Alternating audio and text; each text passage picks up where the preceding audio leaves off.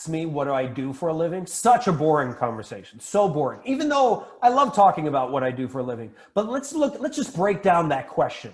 That question is, who are you? Define me by just what I do for work. It's not very exciting.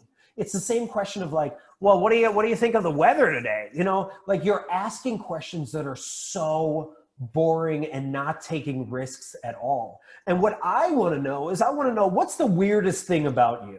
That's the question I ask. Like, what I ask this to random people all the time. What mischief have you been causing recently? And people are like, mischief? And I was like, yeah, what trouble you've been causing? And then they're like, actually, you really want to know? You know, like let's find out. Like, tell me the weird stuff.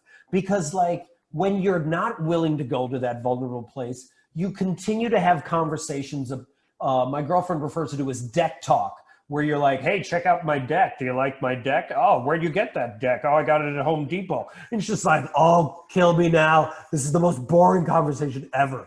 You know, let's have some exciting conversations. Ask interesting questions, you know, like, you know, how nerdy are you? You know, what were you like as a kid? Like, ask that of random strangers. They're going to be so much more happy to talk to you about that than talk to you about, you know, their garden or their rose collection.